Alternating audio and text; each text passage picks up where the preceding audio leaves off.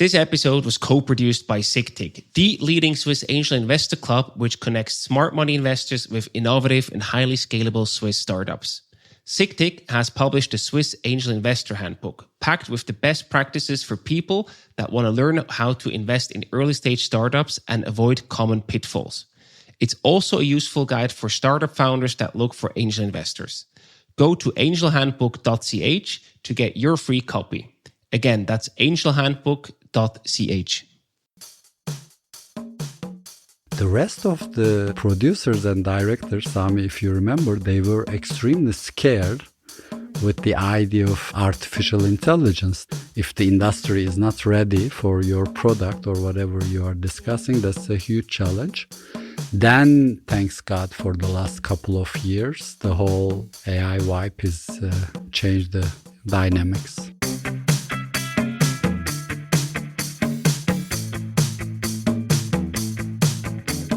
Welcome to the Swisspreneur Show, a podcast about startup stories and learnings from experienced entrepreneurs. If you enjoy listening to our show, make sure to follow the podcast and leave a rating.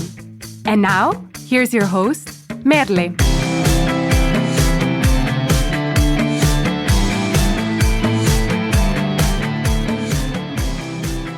I'm excited to sit here today with Sami and Yunus. Sami is the CEO and founder of Largo.AI, which is a startup that's providing next-generation storytelling tools for the audio-visual industry using artificial intelligence, as the name suggests. And Yunus, founder, film and documentary maker and investor, and actually the first investor in the startup. One of the first. One of the first. Very early. Almost the first. And we're very excited to have you both here and talk about the industry, talk about your startup and everything that comes with it. So thank you so much for being here. Thank you for inviting. You're welcome. Thank you very much for inviting. So I want to start with you, Sami, first. You're not only an entrepreneur, but also a film director. So just right off the bat, let me ask you, what was it about cinema and film that first captured your interest? Yeah, I mean, cinema is magical because it's like a combination of many arts. That you have writing inside cinema, you have photography, you have music. So you can cover many dimensions of the arts in cinema. That's what it captured me like 20 years ago to do stuff in cinema. And then, like, apart from art, we have also technology in the cinema, which is also the story of Largo, how we started Largo combining technology and art. That's a beautiful answer. I like that. And Yunus, like Sami, you are also an entrepreneur and also in film and producing. But in your case, I believe you make documentaries, correct? Yeah, that's true. A bit different than Sami. But we always work together with directors and producers, so it's a good combination as well. My interest was more like I was having lots of friends in cinema industry. They were directing movies. I like to watch movies like many people. But then they were always suggesting me to become a producer, thinking that my capabilities in the corporate life, in the working environment is fitting to the producer profile in the cinema industry, that you have to organize lots of things, as Sami said, that you have to make a stage and music, and the whole team coordination is a kind of work that I could do. That's why I started talking with them on making the movies. And my role was more about producing it. Of course, we discuss a lot with the ideas and develop the text together, etc. But that role was my role, producing the documentary. And how do you know each other?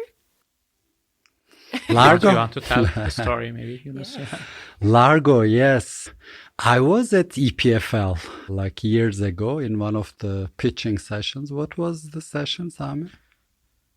I think it might be Startup Seed Nights. Yeah, That's like a traditional event they do every year at EPFL. I think that should be probably 4 years ago.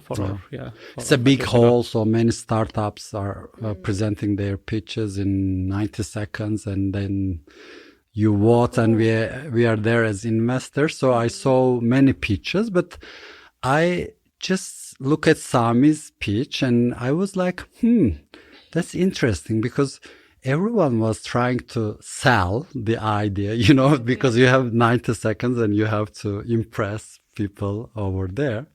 But Sami was very cool, he was very calm. He was like humble, modest, and he was like, okay, I have an idea, I'm telling you, but he was not selling.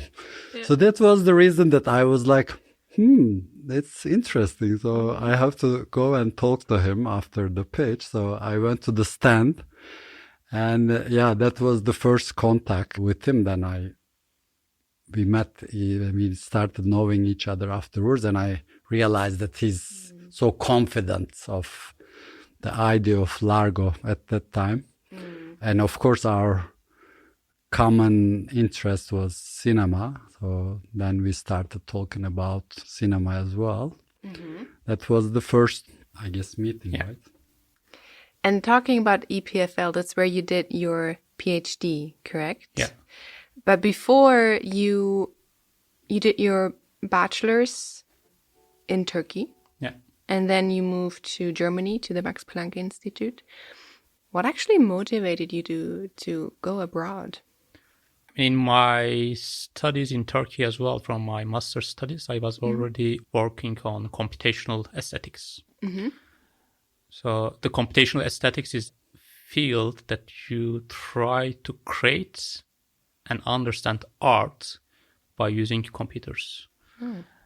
And I was already looking to the departments, universities who are doing the research in that discipline.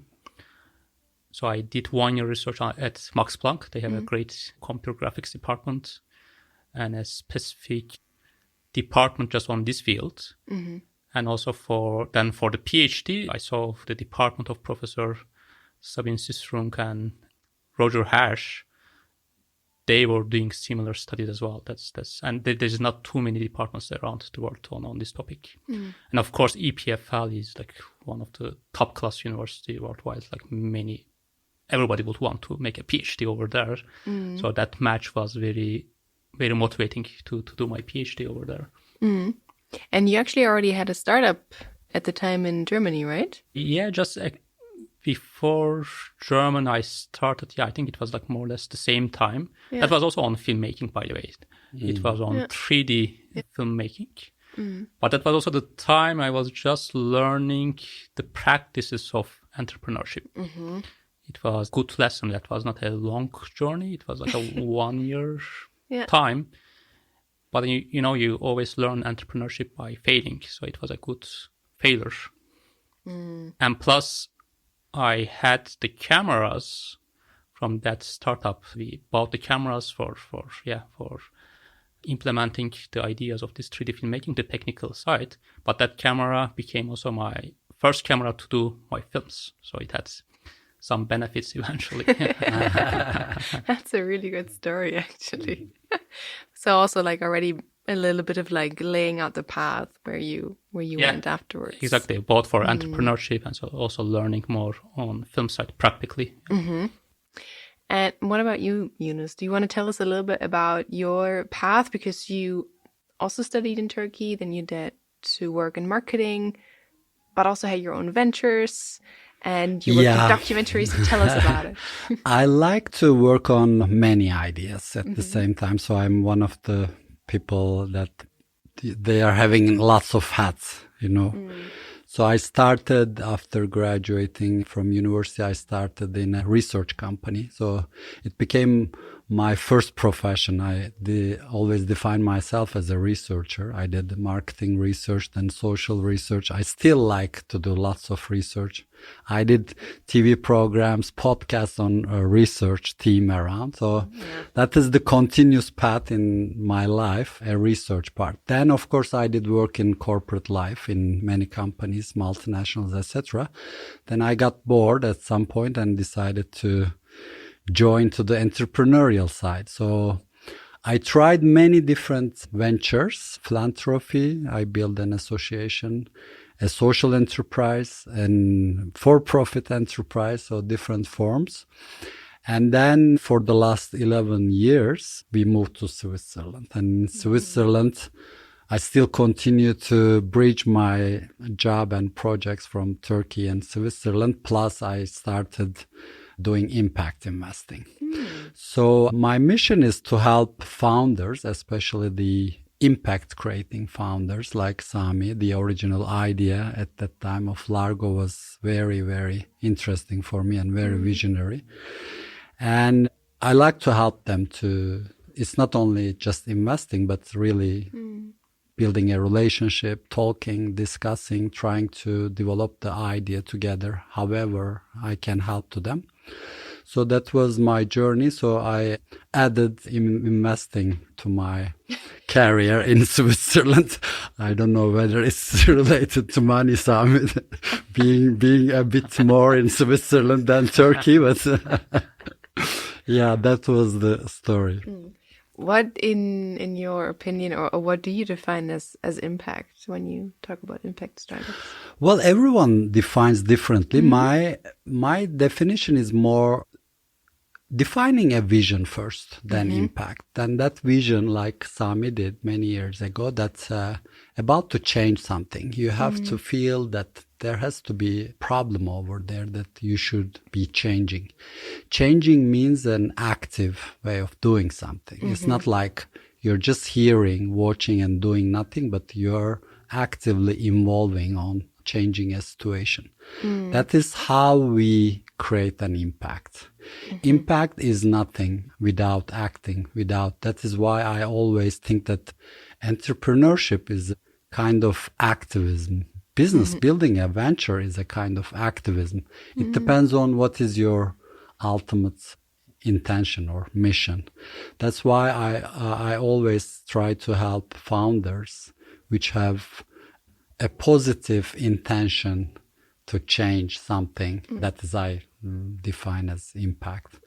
But of course there are many, many definitions of impact, and some of them are like creating more money. That describes also impact, or reaching millions of people for money, that some people describe as impact, but that is not our description probably. Sami, what was the impact that you wanted to create, or like the vision that you had also doing your PhD? I think you had at that time, again, some other companies that you founded, is that correct? And then also with the vision towards Largo, like what was driving you? Yeah, I mean, the story of Largo is starting from my own films as well. Because, I mean, while we were working on my films, that we could see a bit technically as well, because of technical background. You work on the creative side.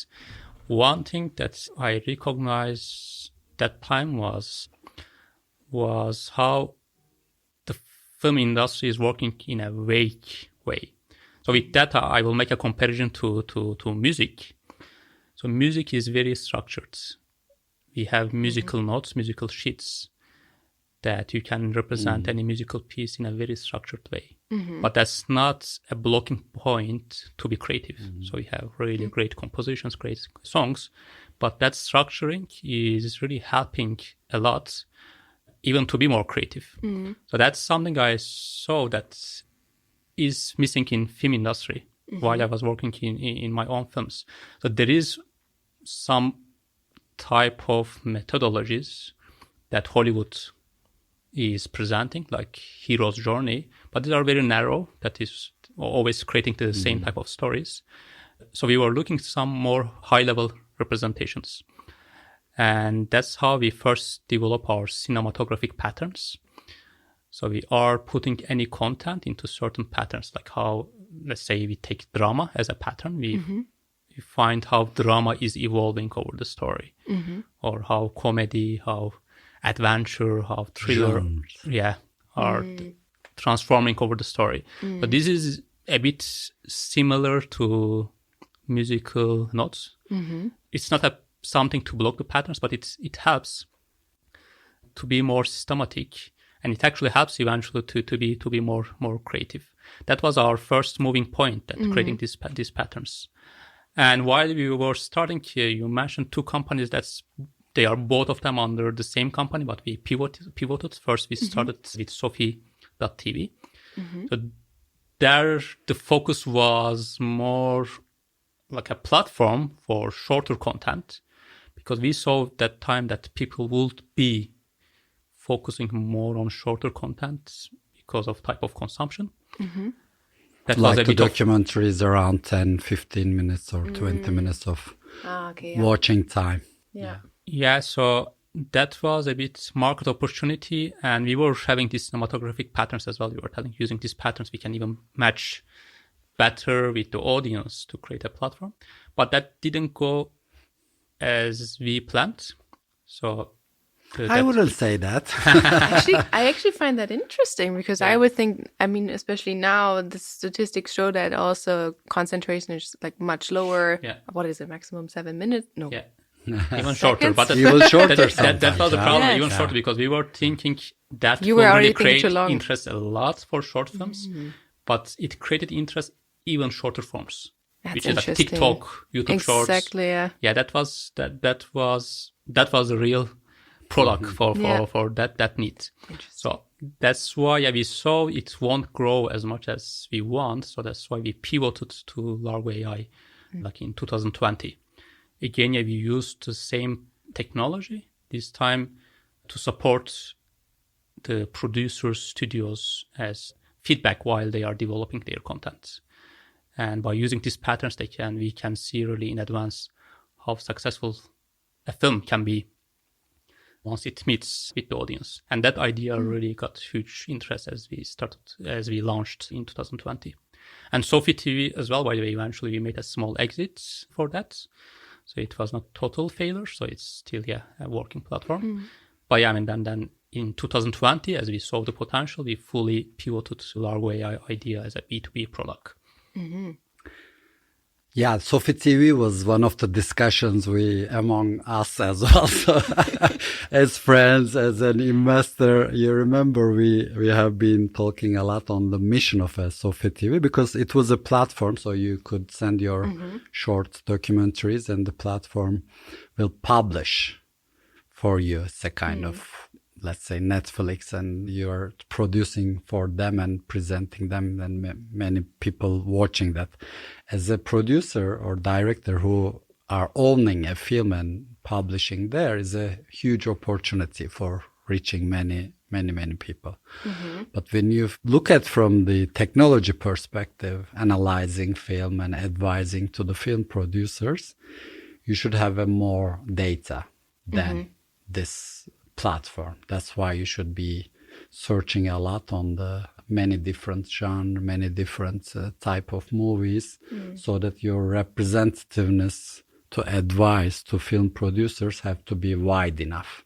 That's why there was a discussion at that time. I remember I love always the idea of Sophie TV, and we put our documentary into the platform, and I was asking Sami that Sophie TV should stay. So well, I had my own films. I had 2 films on Sophie TV as well. So that's how we can reach still to them. But as a documentary maker, I love Sophie TV, but as an entrepreneurial side, it might be a bit tricky to continue to that project. So he decided to exit. That was also having completely different approach for go-to-market as well, because Sophie TV was B2C product, right? And Largo.AI is B2B. And we could see also developing a B2C idea in Europe, in Switzerland. That's not easy as well, because it requires really huge ambitions together with huge investments at very early stage.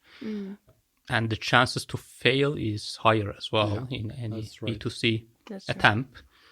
So I don't think also like the ecosystem was fully it was fully not ready. Correct. It was not ready. Like we are talking about 6-7 years ago. So 2018, 19. That was the period. Don't think that our listeners might be surprised that when we are talking about Sophie TV, Largo.AI, it was 7-8 years ago. So very little people were talking about AI in the current environment. If we compare, now everyone is talking about AI, etc., etc. But at that time, presenting a platform based on that technology and try to convince people was extremely difficult. I would like to share one anecdote on that one. So we went together with the Cannes Film Festival. So it's one of the most important film festivals of the world, and especially from Europe, many film directors, producers are there. And we have made, when we first have our platform, we have made more than 60 interviews. It was a kind of idea pitch selling, let's say. And I remember we couldn't get any approval out. It was out of 2 or 3 film directors coming from Nordic countries. They were very open to new ideas. And the rest of producers and directors, Sami, if you remember, they were extremely scared with the idea of artificial intelligence. Then we have seen the resistance, and that was the discussion whether that resistance of the industry could fail the project, because if the industry is not ready for your product or whatever you are discussing, that's a huge challenge. Then, thanks God, for the last couple of years, the whole AI wipe has changed the dynamics. I can just maybe add over there. So there was a difference between Europe and US as well, definitely, because the audience was fully European. Yeah, that's right. In Cannes, because just that year I went to Hollywood, and I had meetings, close to 20 producers, also some studios, and I came back already, I think, 3 contracts. Yeah, you came very positive, I remember. I came with 3 contracts without having a product. Yeah. Oh, wow. And I said, there is something over here. I said, like that's we already felt that would be the future, because the adoption was very low, and there was resistance, as Yunus mentioned. But it was clear also the industry will go that direction. And we got the signals with Amazon and Netflix, because they were already using data and AI very efficiently, and they were very successful. And the rest of industry will need that adoption as well over time. And that was the real market opportunity that we entered that time, and now we are taking advantage of that. So what exactly can I imagine under Largo? Like, what is it? What does it look like? I am in a studio, I'm a producer. What do I use? How do I use it? So typically our clients are producers and studios on the film side, and agencies and the brands themselves on the advertisement sides. So here you can test any content. It can be a movie, TV series, or advertisement at very early stage before you produce it. So for films, typically at script stage, and for advertisements, typically at brief stage. So you upload this to the system and you get instant feedback. And that feedback is in 3 categories. First, you get feedback about the content. You see strong sides, weak sides of the content. Second part is related to character and casting. There's an analysis of characters, and system is even proposing the actors, which actor will fit better to which character. And the third part... Yeah, you see. Third part is audience part. At that part, we predict how successful it will be, like the demographics of the audience, size of audience, and its financial return eventually. And if you think, actually, most of content fails, like a big part of content fails. And that's a way to provide data insights to producers and studios at very early stage to put them in the right direction. That is brilliant. That's crazy. That's crazy, really. Yes. That's especially thinking that what I loved with the idea of Largo at that time, that it is first you're using data in an industry where the creativity is more linked with gut feelings. And when you talk to storytellers, like directors especially, they are fabulous in telling you the story. But when it comes to producing a film, it's a huge effort. It's a huge investment. And I know many people, even within the industry, it's their ambition, but they cannot make it. You cannot find the money to make a movie. It's a very big investment, and if your production is big. So providing them with this type of data from very beginning, at the beginning where you are just writing your text, your scenario, is extremely valuable to follow a path. Even if it's a go or no go, you can check your idea, compare with the AI through the whole environment of the industry, and then you can say, no, it's a bad idea, you know. And at the beginning of the story, it's difficult to, of course, convince yourself that it's a bad idea. But unfortunately, I know as a founder, I'm a founder as well, I'm an investor. Unfortunately, many business ideas are not good. We know that. So, and it's difficult to say okay to that, but unfortunately like that, even for many film ideas, they are not good. And to learn it at the beginning, then on the way, when you start your journey of production, it gives you lots of input on how to make the film, how to go with your genre, how to go with your actor, casting, etc., etc. That is a huge opportunity, especially for independent filmmakers, which I like the other part of the story, that is democratizing the industry as well. So because the big studios or Netflix, they have this technology and they are using it a lot. And but they know the data. Think about an independent filmmaker in Switzerland. They don't have anything, and they can access to this platform with a very reasonable price and try to get feedback about their project from the early stage. So it's a huge contribution.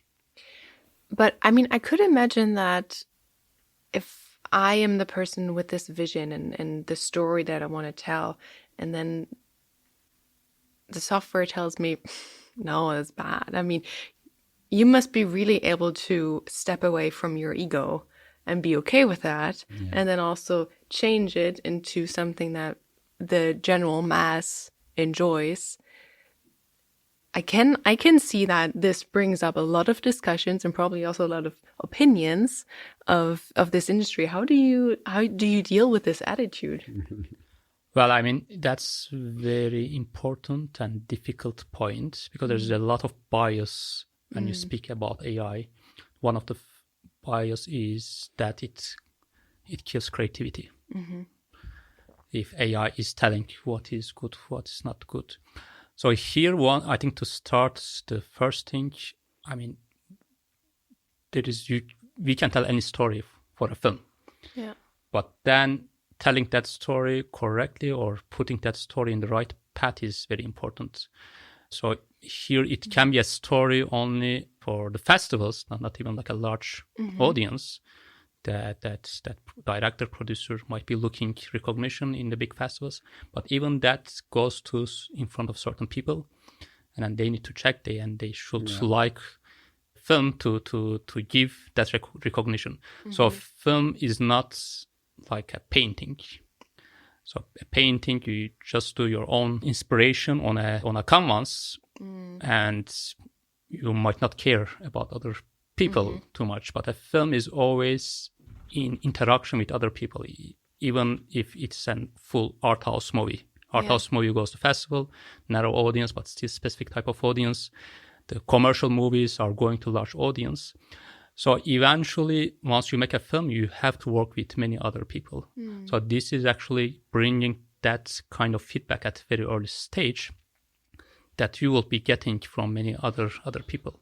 In that manner, actually, it's an easier way to deal with the ego. So you are with a machine, not like with other people at that early stage, or a neutral voice, because sometimes there's huge fights between director, distributor, producer.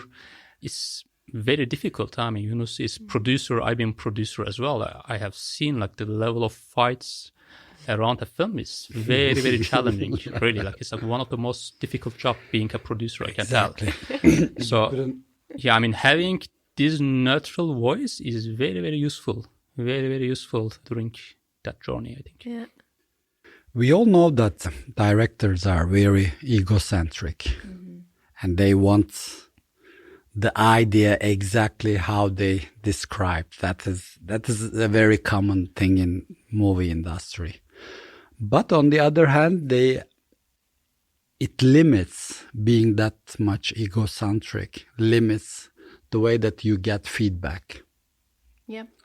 That is another side. So this tool or this many directors as enemy. Exactly. Exactly. Thanks God that I'm not a director, so I can make some enemies on that side. So the point here is, it's an opportunity to get feedback, because when some people comes from the stage and tell you that, like, look, we can shoot this scene like that, it's very difficult for a director to accept. But when it's coming from more reliable source and not a human but a technology, that is probably more easier to accept that feedback, like reading a report on your project idea. The second thing is, you could find new ways of creativity after getting that feedback. So it depends on how you treat to that feedback. Some people get the feedback and they are demotivated and they're saying, my project is not good. But many people, especially that profile of director, they're stubborn. And if they get such a feedback, they see it as a challenge, and challenge leads to a way to another creativity. So they go and work on the idea and to make it something better that could open a new way. So I was always thinking that if you use it efficiently, that is opening new ways of creativity. So that depends on how you handle this AI as a new tool. It's a working tool that we positioned as like that. It's a very nice decision-making tool for you. It's not a competitor. It's not a enemy. It's not a threat to any job, etc. But it's a very good tool for you to create better movies. Yeah, and if I think you like look at it from this perspective as a neutral kind of input or feedback, then at the end it will lead you to a way that has probably a better outcome, whatever you define as your outcome, I presume. And you said something before that at the time, so I think you said 6 years ago, 7 years ago, the industry was really like rather afraid, I would say, of this idea. And I think even now it's still controversial. You can see it with the Oscars and things that are happening at the moment, how AI is used or not used. But I would be really interested to understand how the fundraising journey was like for you, because I think you've raised over 11 million at this point. How did you raise money at the beginning? Was it easy at the time? You mentioned a few companies, and in the US it was easier than it was in Europe. But I would be super interested to understand, like, where did you go to, and how was what were the reactions? Yeah, at first it was easier than we thought, because we were not even searching investors. As we mentioned at the start, we made the pitch in this startup seed night, and we got several people interested, including Yunus. That was surprising. So we got our pre-seed investment quite fast, and that misled us a bit, actually. We thought, wow, that's like this very good idea. Because eventually we saw the challenge in our seed round. Yeah, it was not easy that we got a lot of rejections, especially from VCs at that time. Like, many people didn't believe the idea, and also as location, like a Swiss company is creating something for film industry. The center is in Hollywood, so it was not matching like a typical startups of Switzerland.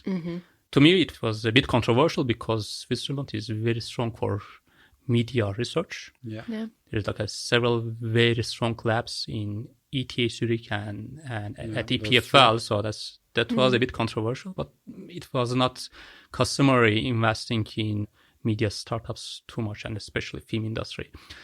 And not known well, Sami. That is another thing. Maybe Switzerland is not known on the media front with the medtech, biotech, all these verticals are very strong, and not specifically the media industry investments. But then we in seed round as well that we had eventually some angel investors from SIGDIC and first we see DAA Capital from Geneva. They believed in the idea at that time. So that helped us to go forward. And then parallel to that, we start to grow. Really, the idea was selling both in Europe and in US. And on top of that, we had this ChatGPT release, which has accelerated AI adoption significantly. In Hollywood, there was big resistance at the start with these strikes. But even that time, we were growing very, very fast. So that growth really helped us to get more attention of VCs. We could make our Series A very easily this way as well. So we got attention of Qubit, which is an investor here based in Zurich. It's a great connection with Los Angeles, and they connected with some VCs.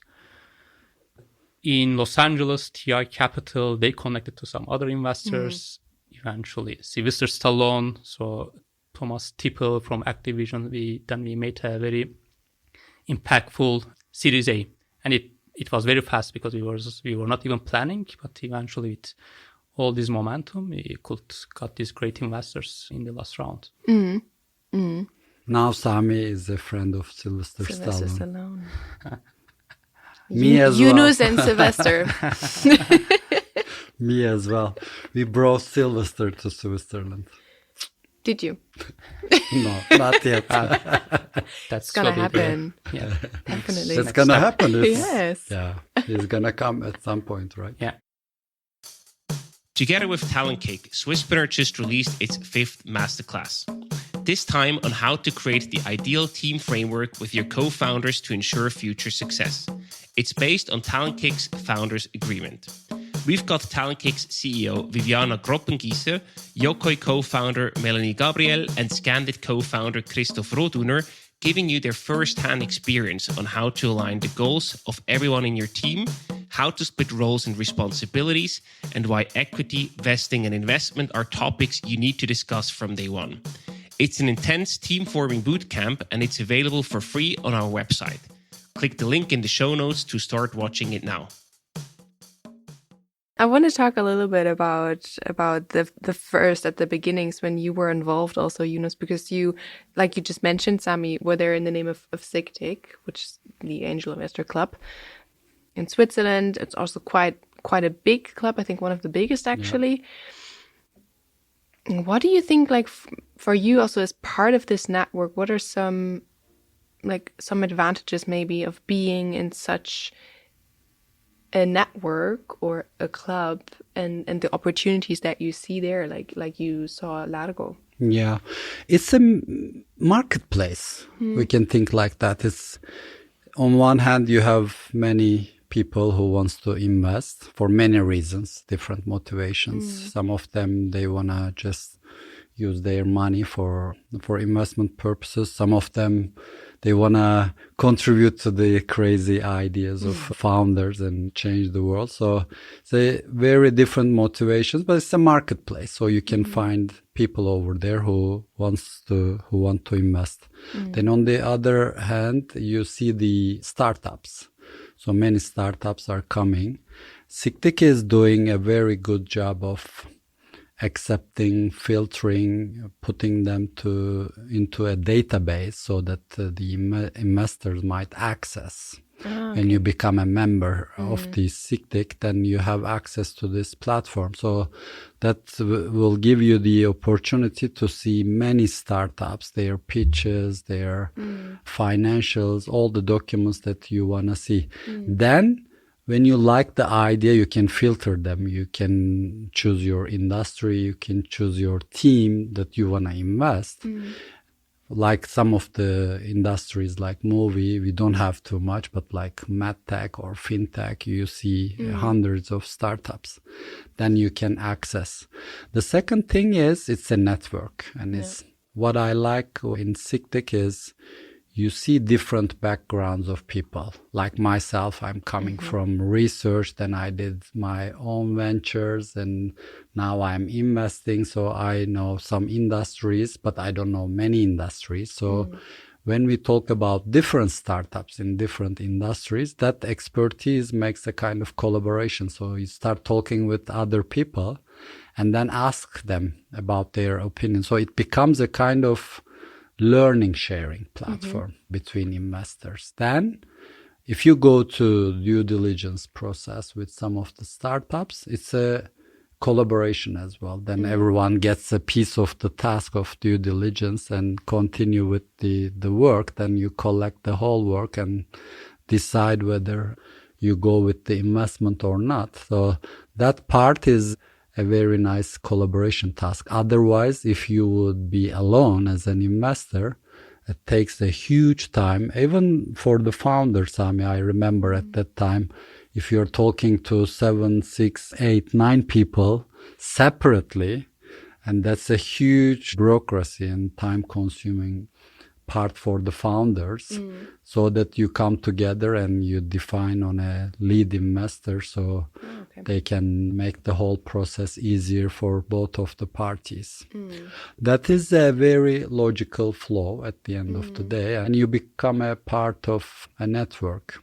And in SIGTIC, what I like is, the final thing is, you are individually alone at the end of the day in your investment decision. So no one is forcing you that you have to invest, but what you do towards the end after due diligence, you are free to make your own decision. That part is individual decision-making process, which I like because I like independence. That's why doing collaboration, doing things together is perfectly fine for me. But at the end of the day, it's the individual decision to make that investment or not. So that allows a very, very independency to many angel investors in SIGTIC.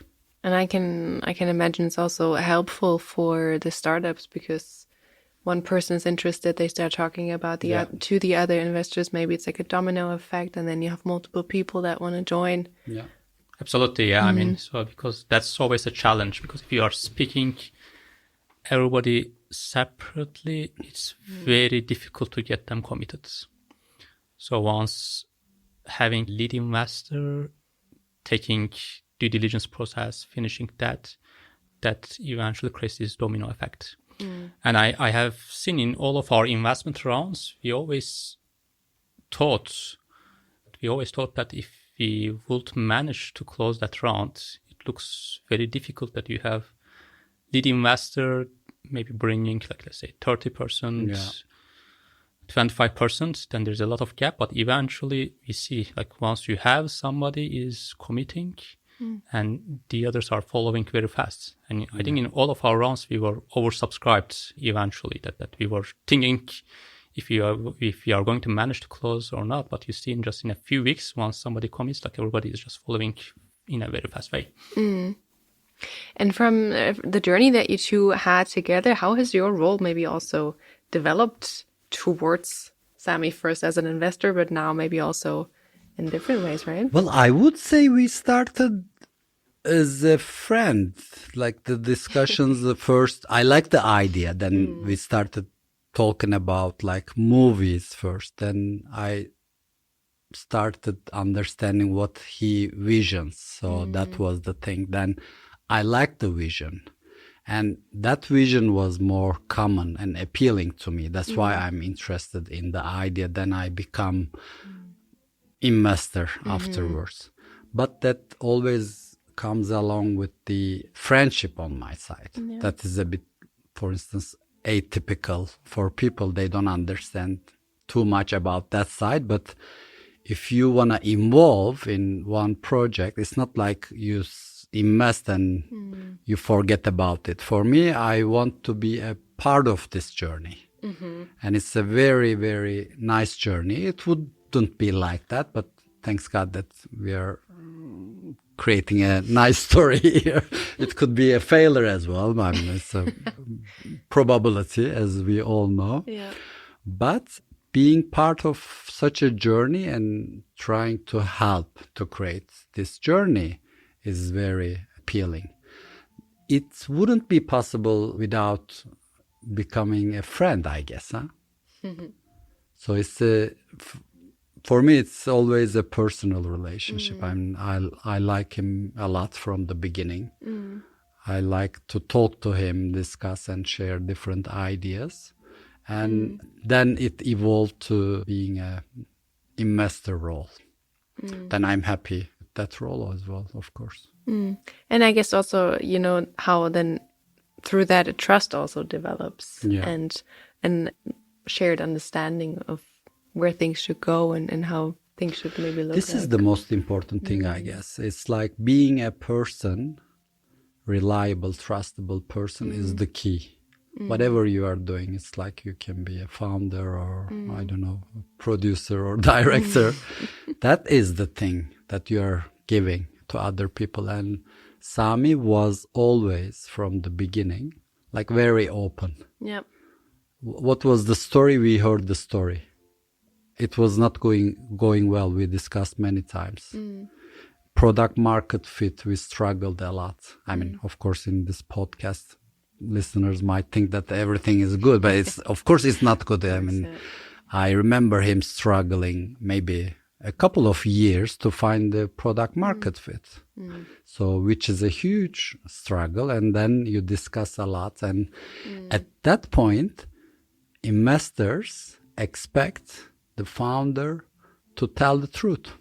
It's not like giving an optimistic picture that is not real or pessimistic picture, which is not real as well, but just put on the table whatever the reality is. Then we discuss openly because we are on the same boat as saying, it's not like we are competitor, we are enemy, but we are trying to make it together. So when the founder becomes more open, investor becomes more open as well. So our role is to help here. So when you hear the story and there is a problem, you immediately start thinking how I can help to solve it. So then you mobilize your resources. It's not about the money, but it's about network. Then I remember discussing with Sami many recruitment stories because he's looking for someone. And I'm like immediately, okay, I know this one, this person knows this one. So it's problem solving, and that trust brings more reliable problem solving process, I guess. Yeah, I guess just to add over that, I think a big part of entrepreneurship is motivation. Yeah, I think having investors as friends like Yunus is really a great help to have motivation. Because even the things are going very well, I can tell you are waking up with a problem every day. So I cannot tell that there is a day without a problem in a startup journey when the things are perfect. Yeah.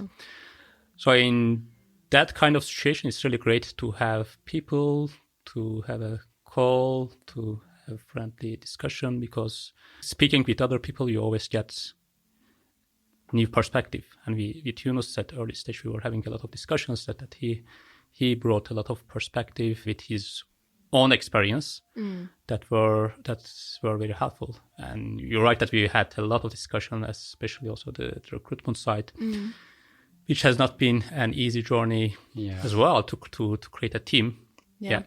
there just to note here over as well that we had people coming and going, but creating the right team to be successful is very, very important.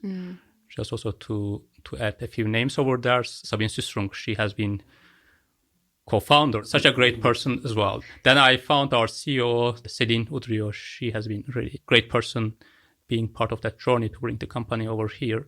So yeah, my point over here is, I think, that creating the right team is very, very important point to be successful.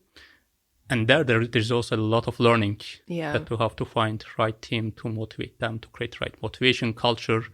And that's something we discussed a lot with Yunus, that he had a lot of experience. I really appreciate his feedback on that early times of the company. Do you have any tips for this is and learning learnings? that I was just add to Sami's point that I learned a lot as well. Because people think that this is a one-way relationship. No, it's not. It is two ways. So I didn't know anything about AI 7-8 years ago. Remember, I'm a researcher. I know the statistical models. I know some simulations, etc. But how artificial intelligence makes this modeling to this level, the current level, was the thing that I was not aware of.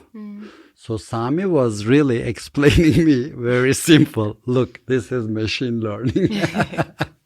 This works like that. So we analyze the data, visual, and then I was asking very stupid questions at that time. How do you make data from a text, from a visual? So, that kind of stuff, I learned a lot. So that is why I'm always emphasizing this relationship as a counterproductive relationship for both of the parties. It's a huge learning process. You cannot make it like I'm just giving my experience to the founders, I'm advising, and that's it. It's not working like that. We discussed this on the way. You have to give and you have to get back, then you have to create something together. That is probably the collaboration.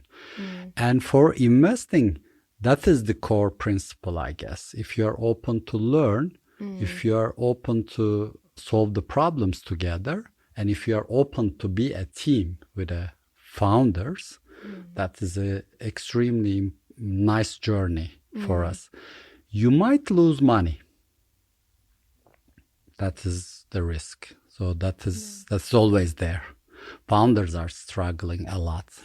He's there like for many years, to make it happen. So he's struggling a lot. We are investing. Of course, there's a probability that it might fail, but learning part is worth anything for me. It's like, then if it doesn't happen in this journey, it happens in another journey. That is what I learned from life, of entrepreneurial life in general so far. It works at some point in your life. That's a nice way to look at it. And what's happening next? Well, talking about journey. I think, the things are going very well. Sylvester Stallone is coming to Sylvester Switzerland. Stallone, So the first thing, Yeah, we can find a couple of million to bring him here. Stallone had a huge impact, actually, we didn't expect. Yeah. So I think, that there has been some celebrity investment in Switzerland in some startups before. But the difference over here was the match, because we got a celebrity investment for a business that for film industry. So that was like there's a great match over there. Yeah. So that has changed the game for us. We can tell that we got huge attention after that, both from the customer side, but also like investment side. Like after announcing our Series A, that we got a lot of requests already for Series B. For that's like a really great position. So we have great momentum at this moment. Also, there's huge AI adoption. We are growing fast. We will have some strategic moves that we will announce in 1 month probably. So I think that at this moment we should just use this momentum to keep the growth. That is a help of, I guess, Swiss AI startups to the overall AI ecosystem. And Switzerland is known as one of the most innovative countries in the world, the one for the last many It's number years. one Exactly, for number years, one, yeah. And now under the discussions of AI developments in the world, like the competition between US, China, and Europe, I guess, Swiss startups have to prove that they have the like really first class quality of their products, and they have to show that it's easily adaptable to any markets anyhow. Just be a bit courageous to go to, I don't know, US market, the markets that are being more competitive in Europe. Switzerland just being in the middle of Europe is a bit conservative as compared, right? And that this technology needs founders to behave a bit courageous as compared to other conventional areas. So the next journey for Largo is to be more courageous and bold, and to show it around many markets, I guess, right? Yeah, I think to start with Switzerland is really great ecosystem for a startup. EPFL ecosystem is really great because, I mean, you get a few things in this ecosystem. Firstly, the support for early entrepreneurship, because it's very challenging that you need this initial kick, initial support. Yeah. You get both learning, some initial money as grants and support from university. That's very unique, because if you try to do same thing in other countries, specifically in US, I mean, you need to get big investment from very start to do that kind of research, and it's not that easy. So in that manner, actually, we are on a very sweet spot, because we get really great research from Switzerland, keeping our headquarters here. And we have clients, 60% of our clients are from US. And we have investors from US from last round. They trust a lot to Swiss innovation as well. So that's great setup. So we have like our research base over here, and also trust from US investors, US clients. That gives us confidence also to be bolder at this moment. Because that's something maybe we were lacking before Series A, not having this bold vision. By the way, I mean, there is even programs in Switzerland for that, which is great that they have. I mean, we got like this Swiss Next trainings going to San Francisco, just to see that bold vision part, that I had a chance to go to the camps over there. And now that we see, we can really implement that. So we already had the seeds of this idea now, together with US investors as well, that we see that we can really dream bigger, target bigger. And once we do that, actually, we see that the things are coming on the way, that once you have more bolder vision. Yeah. How many people are you now in total? So we are around 23, 24 full-time equivalent. Yeah, but now, it's the time that to grow the team. So we will grow significantly in a few months. So we have some news for that to be announced, I think, in 1-2 months. Well, then you close the series, then now you can recruit. Now, before we end our conversation, of course, there are 2 questions I need to ask you. And that's, what are actually your favorite directors and favorite films? Good question. Well, a lot, huh? I guess a lot. I would definitely say Scorsese, Goodfellas, Coppola, Fellini, of course, Tarantino, Pulp Fiction, Lars von Trier, Melancholy, Almodovar. I mean, the history of cinema is so rich with many names and many movies. Probably, if we name a a few of them, it would be a bit sad for other many hundreds, not to name it. Sorry. But yeah, and Mulholland Drive was very important for me by David Lynch. And Yeşim Mustaoğlu from Turkey. One of the best directors of the generation, a female director. I would a bit underline as well, Sami, right? Movie industry is a bit male dominated, to be honest. And Yeşim is doing fantastic job being a good female director. What about you, Sami? Well, I mean, I consider my favorite films this way. I just think if I have watched that film more than 2 times. More than 2 times Yeah. even. So yeah, more than 2 times. That means I really like the job of director and I try to learn stuff from that. Yeah. So in that manner, if I think a few films, I think I will say A Clockwork Orange by Stanley Kubrick. That's a good one. And I will say Once Upon a Time in Anatolia by Nuri Bilge Ceylan. He loves Nuri Bilge, and Nuri Bilge got film award in Cannes Film Festival. He has many Cannes awards. Actually, most of directors that I like got Palme d'Or in a way. Yeah, then I will say Haneke. He got, I think, several Palme d'Ors as well. Amour by Haneke. Deux jours une nuit by Darden Brothers. That film is interesting because I can give you a quick anecdote. I mentioned we look at cinematographic patterns of the films. So once you put the films into our system, you get these colorful patterns of genres, and you can really recognize the directors from these patterns. Oh. For example, once we put Deux jours une nuit, this Darden Brothers film, that you get a very constant signal of drama. There's not a single change. Well, majority of people could sleep 2-3 times while watching this film.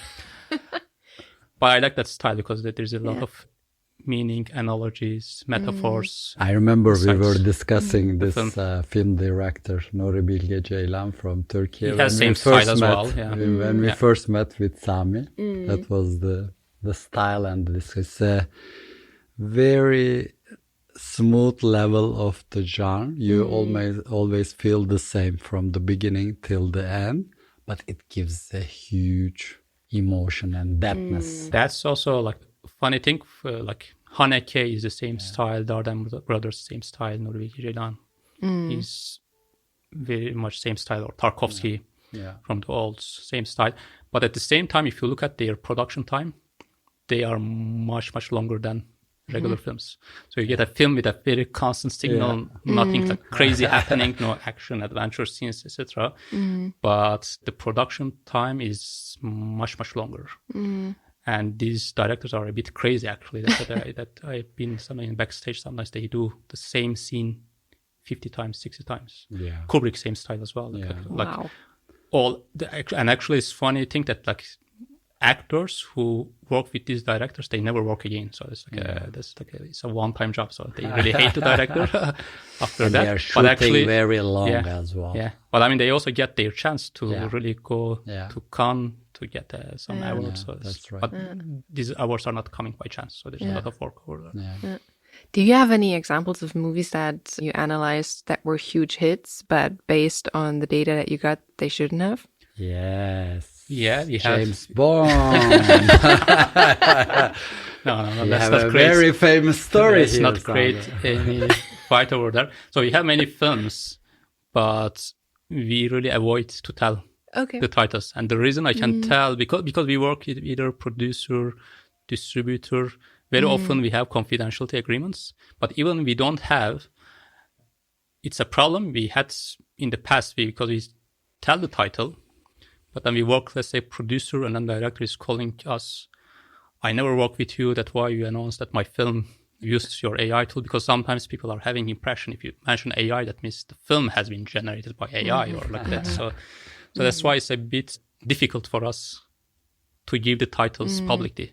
But we have a few hundreds of films that have been released after using our platform.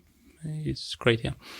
But in the film festival, and where in Cannes or Berlinale, you're having the jury of AI. This is a very interesting idea. This So is tell it, yeah. tell it a bit more. It's a very nice jury. That's something actually, I think it might be an interesting thing to mention. So we have grown the company with very little marketing budget. We almost didn't do any traditional marketing. And what we did instead, we said, hey, let's find a way people to hear us, but we shouldn't tell about ourselves. Other people should tell about us.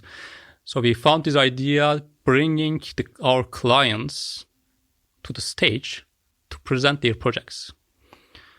Because at early stage, they look for money to get investment.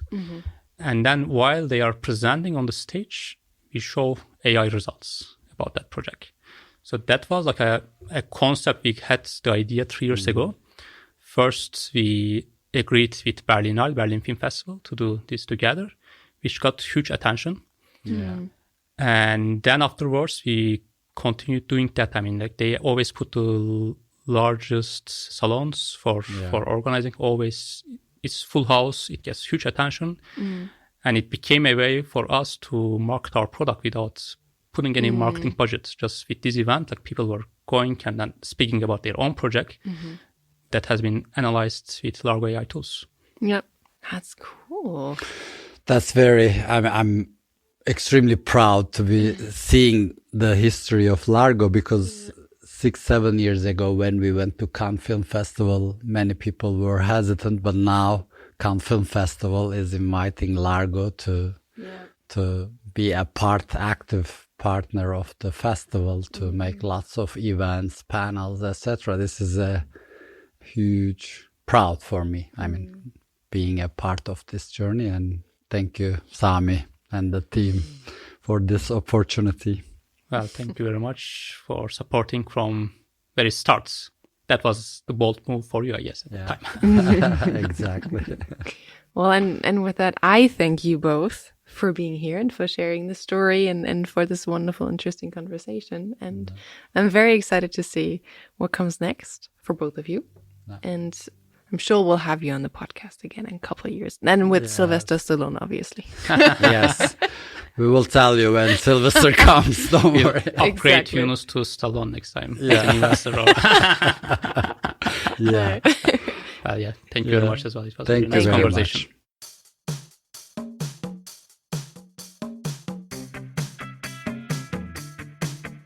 We hope you enjoyed today's episode. If you did, you can support us by rating our show on Apple Podcasts. This way, we can reach an ever-growing number of aspiring entrepreneurs.